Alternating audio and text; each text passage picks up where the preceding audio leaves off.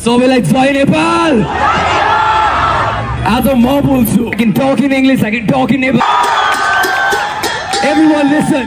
छातीमा गोली खाएको छु, यहाँ पनि गोली खाएको छु, मेरो चस्मा फुट्यो। I get this. मैंने प्रॉपर डॉक्यूमेंटेशन बनाया, यो मेरो रगत हो। We are gonna stand together. अस्सलामुअलैकुम दोस्तों, आप तमाम लोगों का अजदब मोटिवेशन चैनल में खुशामदीद और स्वागत करता हूँ। एक ऐसा मुल्क जहाँ अमन और सुकून हुआ करता था, आज खून के आंसू बहा रहा है। ये खौफनाक सच्चाई जिसने पूरे मुल्क को अपने लिपेट में ले लिया, वो हिमालय की खूबसूरत वादियाँ आज आग और खून के शोले में जल रही है। एक ऐसा दर्दनाक मंजर जहां माओं के गोद में बच्चों के लाशें हैं और नौजवानों की चीखें फिजा में गूंज रहे हैं। हुकूमती ओहदेदारों, लीडर्स के घरों को जलाकर राख कर दिया गया। आखिर ऐसा क्या हो रहा है? पुरअमन एहतजाज ने इतना खूनी रूप इख्तियार कर लिया। आइए दोस्तों, आज की दर्दनाक कहानी में हम गहराइयों से जानने की कोशिश करेंगे।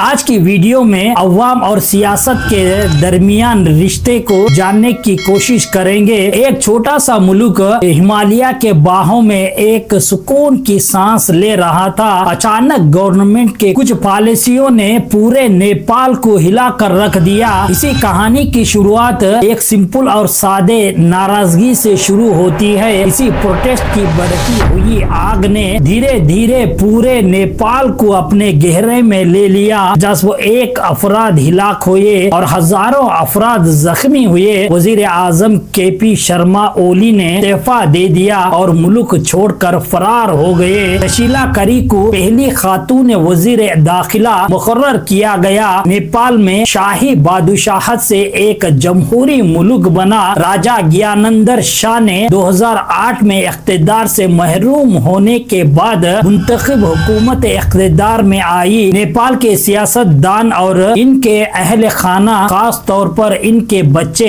आयश व आराम की जिंदगी, न्यू डिजाइन कपड़े, लग्जरी लाइफ, लग्जरी गाड़ियां, मुल्की सफर। लेकिन एक सर्वे के मुताबिक मुल्क में 20% से ज्यादा नौजवान बच्चों के पास नौकरियां नहीं है, वो बेरोजगार में मुब्तला हैं। सियासी खानदान के बेटे और बेटियां टैग के साथ बेनिकाब किया गया। 4 सितंबर को नेपाल की हुकूमत ने फेसबुक, यूट्यूब, स्नैपचैट और 26 सोशल मीडिया ऐप्स पर पाबंदी आयद कर दी। नए क़वानीन के मुताबिक आपको कम्युनिकेशन इंफॉर्मेशन डिपार्टमेंट के साथ रजिस्टर होना होगा। हुकूमत ने 28 अगस्त से एक हफ्ते के अंदर रजिस्टर करने का हुक्म जारी किया। इन सोशल मीडिया प्लेटफॉर्म की डेडलाइन खत्म हो गई, वो रजिस्टर नहीं हुए, ऐप्स पर पाबंदी लगा दी गई। 7 सितंबर को हजारों नौजवान 1995 और 2010 के दरमियान पैदा हुए थे। वो जनरेशन जी के नाम से जाना जाता है। The fire of hope and passion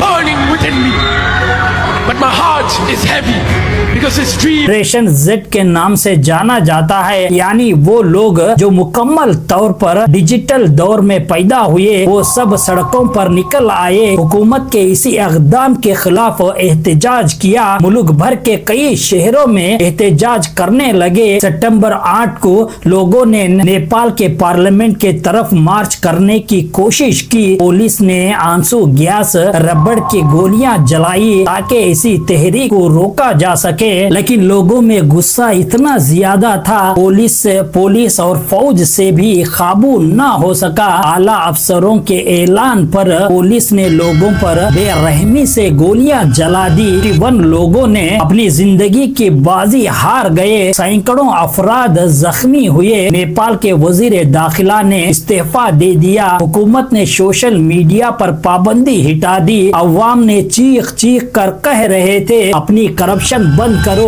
पर शोर मचाया, नारे गूंजने लगे, केपी चोर है, केपी चोर है। ये आवाज वजीर आजम के कानों पहुंच गई। अवाम सिर्फ वजीर आजम तक महदूद नहीं थे, बल्कि दूसरे वजीरों को भी ललकार दिया और इन सियासतदानों को लोगों के सामने हाथ जोड़ने पर मजबूर कर दिए। इसी दौरान नेपाल की सोशल मीडिया पर पान की आग जलने लगी। करप्ट लीडरों इस्तीफा दे दो, पॉलिटिशियन, नेपो लो बेबीज करके ये जुमले सोशल मीडिया पर तेजी से गर्दिश करने लगे। मुल्क में बेरोजगारी और करप्शन आम हो चुकी थी। मुल्क में बेरोजगारी और करप्शन आम हो चुकी थी। गरीब नौजवान डिग्रियां लेकर भी खाली हाथ जॉब के लिए तड़प रहे थे, लेकिन करप्ट सियासतदानों के बेटे और इनके बेटियां वो तो महलात में आइश कर रहे थे। महंगी गाड़ियां, कीमती कपड़े, महंगे महंगे पार्टियां करने में लगे हुए थे। यही वो जख्म था दोस्तों जिसने अवाम को सड़कों पर लाने के लिए मजबूर कर दिया गया। नौजवानों का कहना था नेपो किड्स अपने बाप की लूटी हुई दौलत पर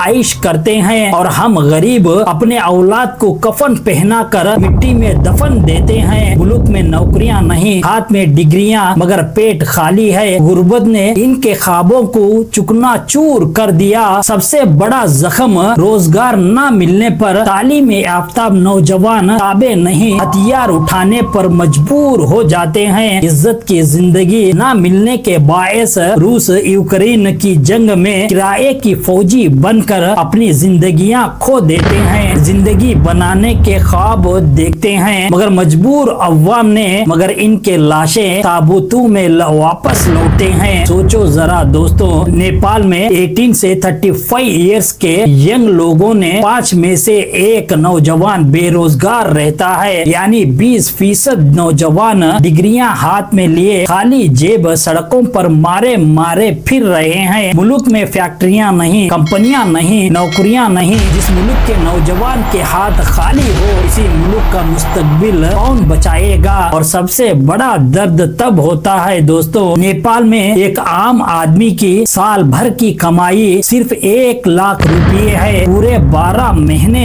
1 साल की मेहनत है और जेब में सिर्फ इतने रुपये ना पेट भर सकेगा, ना बीमारी का इलाज हो सकेगा, ना बच्चों की तालीम हो सकती है। यही इसी मुल्क की टिकस आमदनी जो बताई जाती है जनूबी एशिया के सबसे गरीब मुमालिक में से एक है। जो सोच कर देखो दोस्तों, एक तरफ वजीरों और इनके बच्चों की महफिलें और महंगी महंगी गाड़ियां और इनकी लग्जरी लाइफ, दूसरे तरफ आम आदमी अपने बीवी बच्चों के लिए 2 वक्त की रोटी तक जोड़ नहीं सकता। आज नेपाल में आम आदमी के लिए सबसे बड़ा सवाल बन के रह गया है, क्या वो अपनी बुनियादी जरूरत रोटी, मकान, इलाज और बच्चों की पढ़ाई पूरी भी कर सकता है? नहीं नहीं नहीं। नेपाल की 33% आमदनी 1/3 हिस्सा गैर मुल्की पैसों से जनरेट होती है। ये सिर्फ गुर्बत नहीं, ये खतरे की घंटी है दोस्तों। नौजवान चीख रहे हैं हमें काम दो, हमें रोजगार दो, मगर हुकूमत नाकाम रही। नौकरियां ना मिलने की वजह से लाखों नौजवान अपने वतन छोड़कर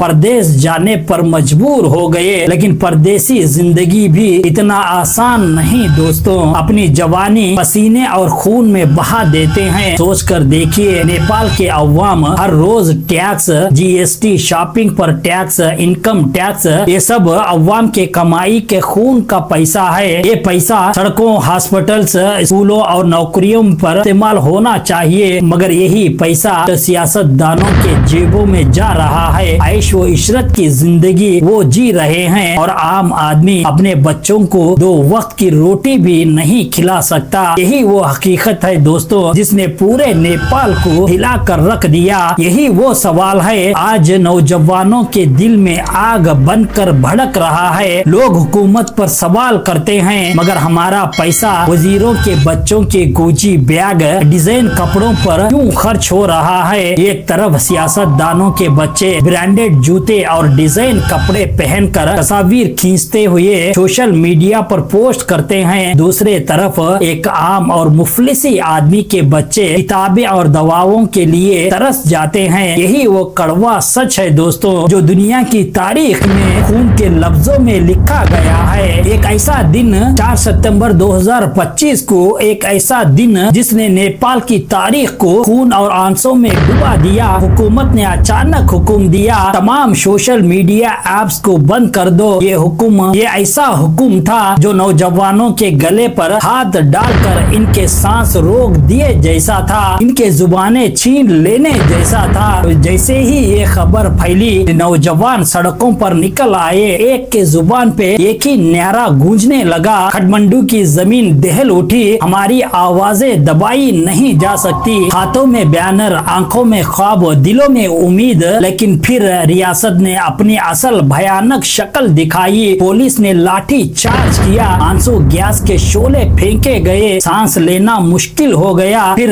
रबड़ के गोलियां बरसाए गए और आखिर में सीधा माथे पर गोलियां जलाई गई। सड़कों पर चीखें गूंजने लगे, झंडे पर खून के छींटे पड़ने लगे, जमीन सुर्ख हो गई। ये एहतजाज नहीं था दोस्तों, जंग का मैदान बन गया। घरों में चीखे गूंज रहे थे, माँ अपने बेटे के लाशों को सीने से लगाए रो रही थी। अस्पतालों में बर्फ जैसे सर्द जिस्म कतारों में पड़े हुए थे और सड़कों पर आग ही आग लगी हुई थी। ऐसा लगता था जैसा पूरा नेपाल जल रहा है। ये एहतजाज नहीं था, ये अवाम का इंतखाम था। गुस्से से भरी भीड़ ने पार्लियामेंट को आग के शोले में लिपेट दिया, वजीरों के महल जैसे घर को राख में बदल दिया। हर गली हर चौक में एक दहकते हुए जहन्नम का मंजर पेश होने लगा। इसी आग और खून के बीच वजीरों ने एक एक करके अपनी कुर्सी छोड़ने पर मजबूर हो गए। लेकिन सबसे बड़ा धचका तब हुआ दोस्तों, जब खबर आई कि वजीर आजम केपी शर्मा ओली ने अवाम के सामने आने के बजाय मुल्क छोड़कर भाग गए। ये तो इसी खून से गद्दारी थी जो सड़कों पर बहाया गया था। लेकिन सब जानते थे ये पहला धोखा नहीं था, ये वही पुराना खेल था जिसमें कुर्बानियां अवाम देती है और इख्तिदार का ताज फिर भी सियासतदानों के सर पे रहता है। लेकिन सबसे बड़ा सवाल ये है दोस्तों, क्या वाकई अवाम की आवाज को कोई दबा सकता है? इंसानी हुकूक के तंजीमें चीख चीख कर कह रही है, सोशल मीडिया जदीद जमहूरियत का सुतून है। ये वो जगह है जहाँ लोग अपनी कहानी, दुख और दर्द, अपनी राय को अपने उम्मीदों के जरिए बताया जाता है। इसी सुतून को तोड़ा जाए तो इसी मुल्क में बगावत टूट पड़ेगी। ऐ लोगों, याद रखो, पॉलिसी अवाम के लिए बनाई जाती है,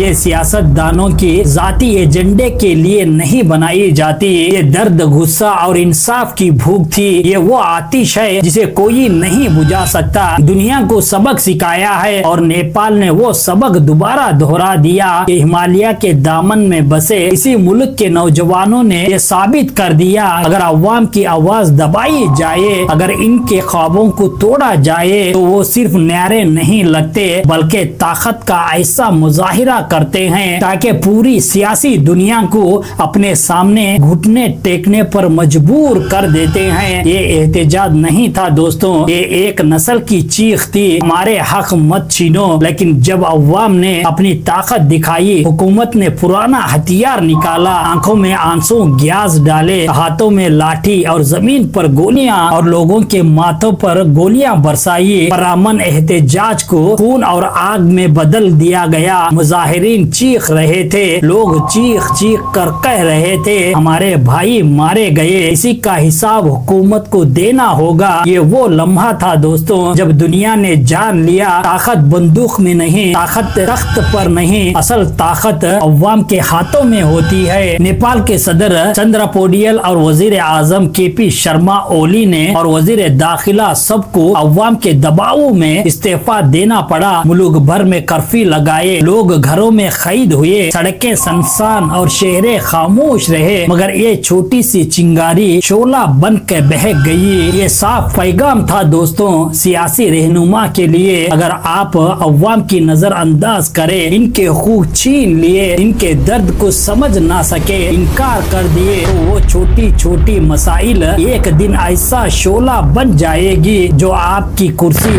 आपके महल और आपके ख्वाब सब कंगाल वो बर्बाद कर डालेंगे। ये नेपाल की हकीकत हर नौजवान, हर मेहनत कश, हर आम आदमी का दर्द है दोस्तों, और ये पूरी दुनिया के लिए एक दर्द भरा मैसेज है। अवाम की ताकत को कभी कम ना समझो। ये पूरे सियासी लीडरों के लिए अवाम के जानिब से एक सीधा सा पैगाम है, एक सीधा सा मैसेज है। अवाम की ताकत को कभी कम ना समझो, एक दिन जरूर आएगा जो सब कुछ जल के राख हो जाएगा। ओके दोस्तों, जो कुछ नेपाल के साथ जुल्म व सितम हुआ मैं बताने की कोशिश किया हूँ। अगर ये वीडियो आपके दिल को छू गई तो एक लाइक जरूर करना, अपने दोस्तों के साथ शेयर करें ताकि अवाम की ताकत को हर कोई पहचान सके। अवाम के सामने ना बादशाहत, ना तख्त व ताज, ना ममलिकत। अपनी राय नीचे कमेंट में जरूर लिखिए। ऐसे ताकतवर और हकीकी वीडियो के लिए इसी चैनल को सब्सक्राइब करें और बेल आइकन को प्रेस करें। हकीकी ताकत वो होती है ना कि एक लीडर और ना कि एक सियासी जमायत। हकीकी ताकत वो होती है जो लोगों में, अवाम में मौजूद होती है। थैंक यू फॉर वॉचिंग अजदब मोटिवेशन चैनल। अल्लाह हाफिज।